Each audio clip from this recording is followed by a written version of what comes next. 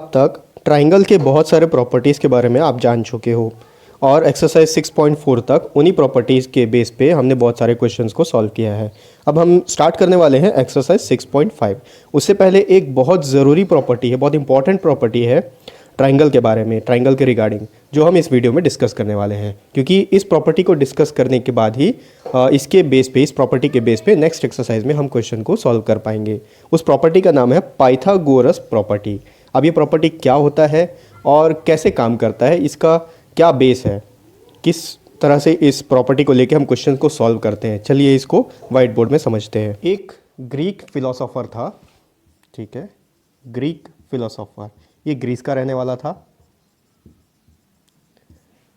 इसका नाम था पाइथागोरस।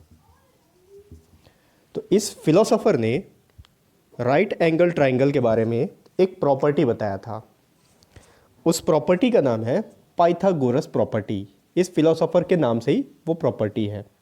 अब वो प्रॉपर्टी क्या है? इस ग्रीक फिलोसोफर के हिसाब से जो एक राइट एंगल ट्राइंगल होता है, ठीक है, ये एक राइट एंगल ट्राइंगल है जिसका यहाँ पर जो मेजरमेंट है बेस से ये जो लाइन है, परपेंडिकुलर लाइन, ये 90 डिग्री का मेजरमेंट बना रहा है। सपोज इस ट्राइंगल का नाम है ABC। तो लगभग 6th सेंचुरी BC में, ठीक है, आज से हज़ारों साल पहले 6th सेंचुरी BC में इस पाइथागोरस ने एक प्रॉपर्टी बताया था इस राइट एंगल ट्राइंगल को लेकर। इसके हिसाब से ये जो AB है, ठीक है, BC और AC, नॉर्मली हम ट्राइंगल में उन तीनों को साइड्स बोलते हैं, एक ट्राइंगल के 3 साइड्स। इस ग्रीक फिलोसोफर ने बताया कि ये जो राइट एंगल ट्राइंगल है, इसमें जो ये साइड होता है जो सबसे लंबा होता है, जिसका मेजरमेंट सबसे ज़्यादा होता है, लेंथ सबसे ज़्यादा होता है, इसको हाइपोटेनस कहा जाता है। इसका नाम इसने बताया कि ये जो तीसरा साइड है जो सबसे इन दो साइड से लंबा होता है, ठीक है, इसका मेजरमेंट जिसका जितना भी होगा उन दोनों से इसका मेजरमेंट लंबा होगा, इसका नाम है हाइपोटेनस। ये जो नीचे वाला लाइन है या नीचे का जो साइड है जिसके ऊपर ये ट्राइंगल खड़ा है, इसको बोला वो बेस है। ये इस ट्राइंगल का बेस है।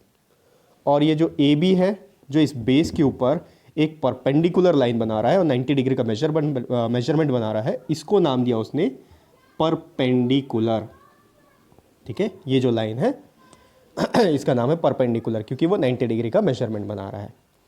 तो अब इस फिलोसोफर ने क्या बताया कि जिस तरह से बाकी ट्राइंगल में दो साइड का जो सम होता है तीसरे साइड से हमेशा बड़ा होता है, एक राइट एंगल ट्राइंगल में हमेशा जो हाइपोटेनस का जो स्क्वायर होता है वो परपेंडिकुलर के स्क्वायर और बेस के स्क्वायर के बराबर होता है। यहाँ पर H स्क्वायर हाइपोटेनस को कहा जा रहा है, ठीक है, ये H है, ये B है, ये P है, शॉर्टकट है, बेस का B, परपेंडिकुलर का P, हाइपोटेनस का H। तो इस फिलोसोफर के हिसाब से, पाइथागोरस के हिसाब से, ये एक राइट एंगल ट्राइंगल का प्रॉपर्टी है कि कोई भी ट्राइंगल हो जिसमें हाइपोटेनस का स्क्वायर जो है बेस के स्क्वायर और परपेंडिकुलर के स्क्वायर के सम के बराबर हो जाता है, तो उसको एक राइट एंगल ट्राइंगल कहा जाएगा। या फिर आप इसको दूसरे तरीके से बोल सकते हो कि एक राइट एंगल ट्राइंगल में हाइपोटेनस का जो स्क्वायर होता है वो परपेंडिकुलर के स्क्वायर और बेस के स्क्वायर के बराबर होता है। अब ये स्क्वायर क्या है? सिंपल है, H इंटू H, 2 बार H का मल्टीप्लिकेशन H स्क्वायर बन जाता है, P इंटू P, 2 बार अगर परपेंडिकुलर को मल्टीप्लाई कर दिए तो उसका स्क्वायर बन जाता है, प्लस B इंटू B, ठीक है। तो जितने बार भी, ये एक्चुअली सिर्फ वेरिएबल्स में होता है, ठीक है। वेरिएबल्स में क्यों होता है? क्योंकि वेरिएबल्स हमारे पास लिमिटेड है और नंबर्स अनलिमिटेड है। अगर आप 5 से 6 को मल्टीप्लाई करोगे, 5 इंटू 6, तो इसका आंसर आता है 30।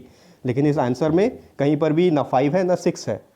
इसलिए ऐसा इसलिए होता है क्योंकि मैथ्स में हमारे पास जो नंबर्स है वो अनकाउंटेबल है, इनफाइनाइट नंबर्स है। लेकिन जो वेरिएबल्स है वो लिमिटेड है, सिर्फ A से Z तक का आप वेरिएबल ले सकते हो, और A से Z तक सिर्फ 26 नंबर्स है।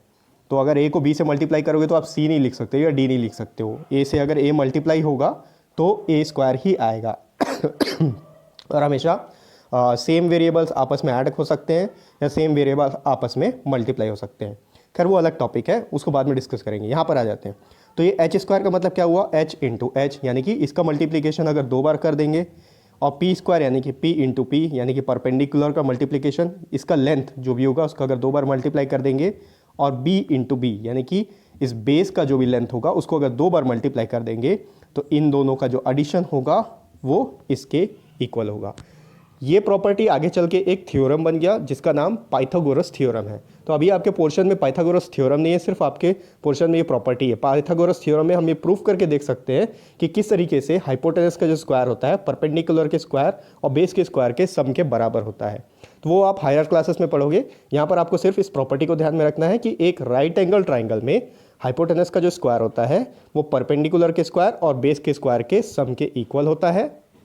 या फिर कभी अगर आपके सामने ऐसे कंडीशन आ जाए कि किसी ट्राइंगल का आपको मेजरमेंट दे दिया जाए, तीन साइड का मेजरमेंट दे दिया जाए, और आपको यहाँ पर नज़र आ रहा है कि जो उसका एक साइड है उसका जो स्क्वायर है बाकी 2 साइड के स्क्वायर के सम के बराबर है, तो आप बोल सकते हो कि वो जो साइड्स हैं वो मिल के एक राइट एंगल ट्राइंगल बना रहे हैं। तो बस इतना ही था पाइथागोरस प्रॉपर्टी के बारे में। इससे रिलेटेड क्वेश्चंस जो है हम आगे एक्सरसाइज में एक्सरसाइज 6.5 में देखेंगे।